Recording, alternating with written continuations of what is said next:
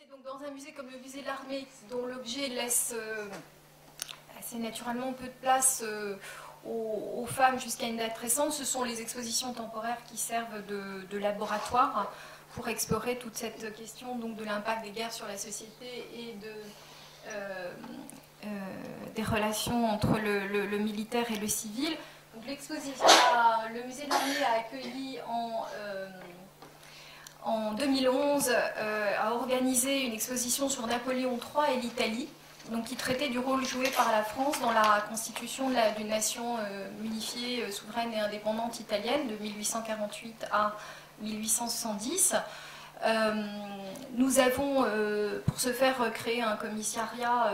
et un comité scientifique mixte dans tous les sens du terme, c'est-à-dire avant tout franco-italien, puisqu'il s'agissait sur un sujet peu exploré en France de bénéficier des apports de l'historiographie italienne, qui a renouvelé assez récemment complètement le regard porté sur la place des femmes dans ce mouvement culturel politique.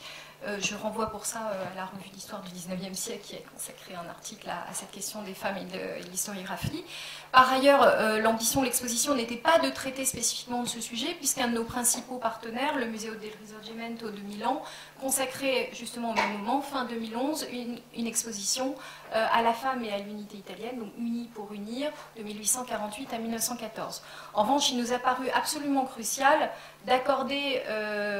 non pas de créer une section spécifique, mais de disséminer au fil du parcours un certain nombre de portraits de femmes qui ont joué un rôle important de passeur entre la France et l'Italie à cette époque, donc la princesse de Belgioioso ou la Castiglione côté italien, George Sand ou Louise Collet côté français, et par ailleurs de tenir un équilibre entre des figures historiques réelles, donc de femmes s'étant impliquées dans le mouvement du Risorgimento, mais également de ne pas oublier le fait qu'elles tiennent un rôle important, que le féminin tient un rôle important dans tout le patrimoine symbolique, artistique, discursif qui s'est construit à propos de la nation italienne. Alors, la Belgioioso était présentée dans la section consacrée, en fait, introductive, consacrée aux penseurs de l'unité italienne à la veille de 1848, et elle était présentée à travers ce portrait de Chasserio, donc il n'est pas dénué d'une certaine sensualité, il y a ce côté byzantin de cette princesse, mais c'est surtout ses idées qui étaient évoquées aux côtés de portraits d'autres penseurs de l'unité, tels que Massimo d'Azeglio. Il est important de noter que c'est un peu une gageure pour ces périodes assez anciennes de l'affirmation de l'histoire des femmes dans le politique et même dans le militaire, puisque la Belgioioso a été également présente dans le cadre d'un conflit ouvert, le siège de Rome en 1849. Il est important de noter qu'on se heurte à une gageure qui est liée à celle de la censure, puisque les femmes ne pouvaient pas s'exprimer ouvertement, y compris dans le cadre de leur correspondance, qui étaient lues, et qu'elles étaient obligées de recourir à des euphémisations de leurs pensées. C'était important aussi qu'elles soient représentées pour un tel sujet, puisque le discours en fait nationaliste italien s'appuie largement sur un discours sexué, et les œuvres d'art elles-mêmes en sont le reflet à travers une forme d'érotisation du politique, comme on pourra le voir à travers d'autres exemples. Alors,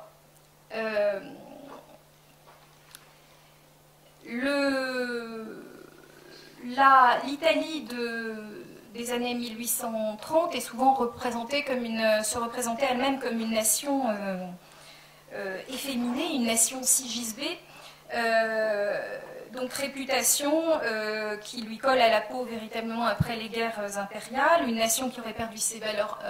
viriles, sa combativité, sa capacité à raisonner, sa dignité, devenue limitatrice d'elle-même en quelque sorte et de ses grandeurs passées, donc une sorte de belle morte, un cadavre féminin juste propre à satisfaire des appétits décadents, d'esthètes et d'antiquaires.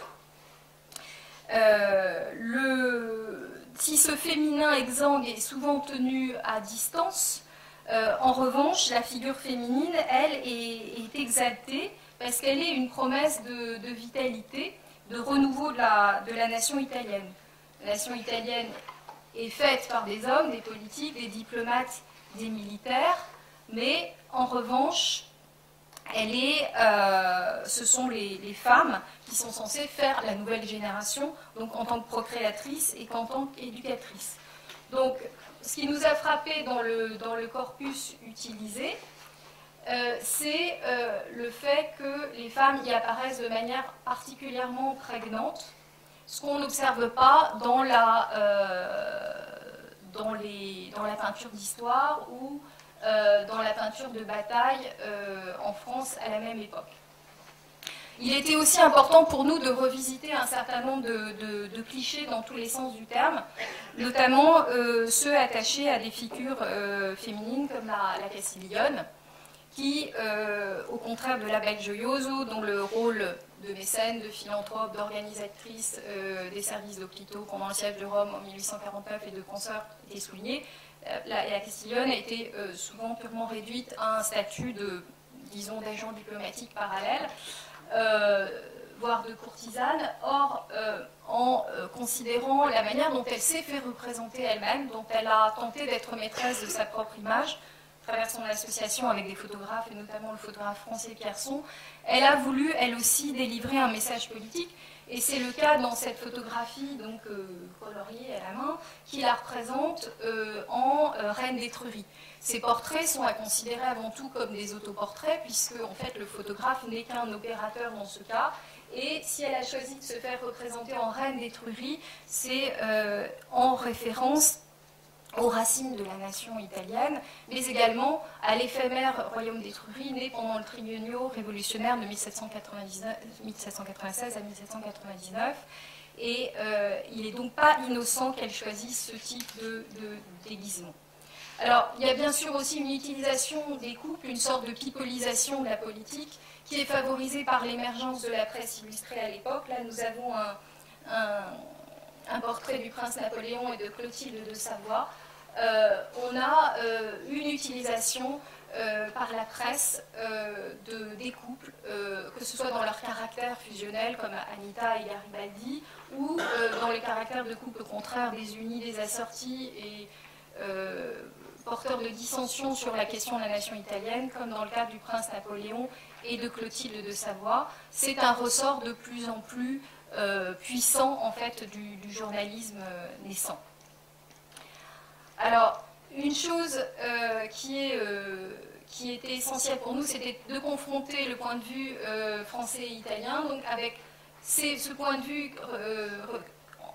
en ayant pour support des objets tangibles, sensibles, donc des œuvres d'art. Donc on voit que la représentation de cette unité italienne par les artistes français donne lieu à des peintures de bataille ou à des peintures voilà, de l'état-major, Napoléon III, l'état-major sagement rangé derrière lui. Donc totalement déconnecté de la société italienne dans son ensemble, tandis que du côté italien, on a affaire à une peinture qui est beaucoup plus ancrée dans la société, pour deux raisons. Bien évidemment, ce conflit a lieu sur le territoire, mais également parce que on a affaire à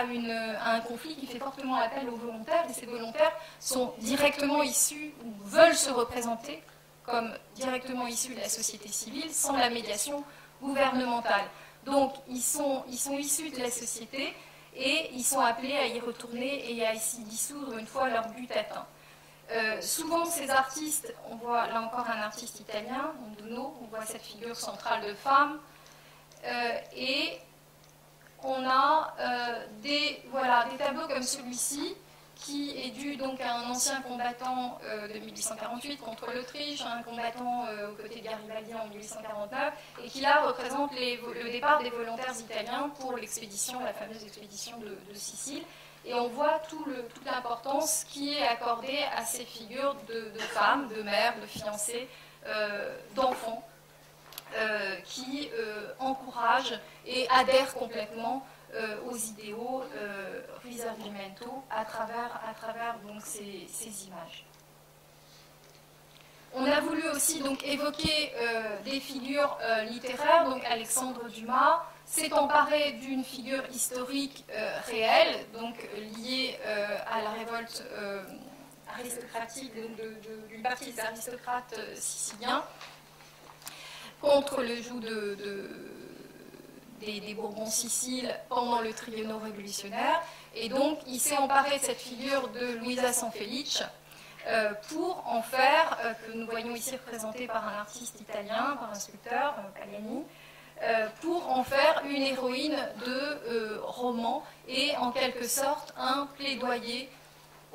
destiné au public français, paru en feuilleton dans les journaux français pour l'unité italienne, en mettant en exergue donc cette figure de femme résistante. Alors, il est important de noter aussi qu'à chaque fois qu'il y a une exposition, il y a aussi un programme l'accompagnant, programme musical, programme cinématographique, et que dans ce programme, consacré au cinéma, au Risorgimento dans le cinéma italien, on a vu réapparaître un certain nombre de figures de femmes importantes, comme La Belle Gioioso, dans le dernier film de Mario Martone, Noi Crediamo, ou encore figure de résistance de femmes volontaires hongroises, donc se battant les armes à la main dans le très beau film des frères Taviani. C'est une manière aussi de suggérer au public que chaque œuvre, chaque époque place ses propres préoccupations sur l'histoire et plus particulièrement sur la place des femmes dans cette histoire. Parce que dans le film des frères Taviani, qui date de 1970, on a évidemment une figure de femme, donc cette figure de femme hongroise, et n'est pas sans évoquer les figures de femmes terroristes à la Ulrike Meinhof, telles qu'elles sont évidemment très présentes aux esprits à la fin des années 60 ou au début des années 70. Dans Le Guépard, en revanche, avec Visconti, on a une toute autre vision de la femme et de son rôle dans un mouvement tel que le Risorgimento. Alors voilà un autre peinture tout à fait typique de cette peinture italienne qui brouille les frontières entre la peinture de genre et la peinture d'histoire. C'est la pensée aux absents et on voit cette jeune femme qui pense aux volontaires partis au front. Derrière, il y a le buste de Garibaldi et aussi des images dans l'image, à savoir la reproduction en lithographie sur le mur du baiser qui est une des icônes du Risorgimento et qui représente en fait un couple s'embrassant. Alors lui au premier degré c'est Roméo et Juliette, au deuxième degré c'est le combat entre les Guelfes et les Gibelins qui se rejoue au XIXe siècle dans l'unité italienne, et au troisième degré c'est l'association entre la France et l'Italie pour l'unité italienne, puisque les couleurs des vêtements des personnages mêlent les couleurs en fait des drapeaux français et italiens. Voilà encore une autre vision du Risorgimento où la femme c'est censé être donc l'intérieur de l'atelier du peintre Girolamo Induno, et on voit cette femme et aussi l'incrustation du portrait de Garibaldi par Le Gray qui a fait l'objet d'un véritable culte. Il y a aussi, pour la question importante pour la question du genre, la question de l'enrôlement par chacun des deux camps, le camp des unitaires et le camp de leurs adversaires, du clergé, quelque sorte qui constitue en quelque sorte un troisième genre et qui est censé pouvoir rallier l'adhésion notamment de l'opinion, de la partie féminine de l'opinion publique italienne. Et là, donc, les photographes ont mis en avant, travaillant pour les Garibaldiens, ont mis en avant la figure de Pantaleone, qui était un de ces prêtres siciliens ralliés à Garibaldi. Alors nous avons clôturé l'exposition sur une figure féminine générique, qui est celle de la Leggitrice. Cette sculpture en fait a fait le tour du monde, le tour des expositions internationales dans les années 1860. Et donc c'est une jeune femme en chemise de nuit qui est en train de lire, donc une figure apparemment tout à fait anodine. Et en réalité, à travers cette figure, l'artiste a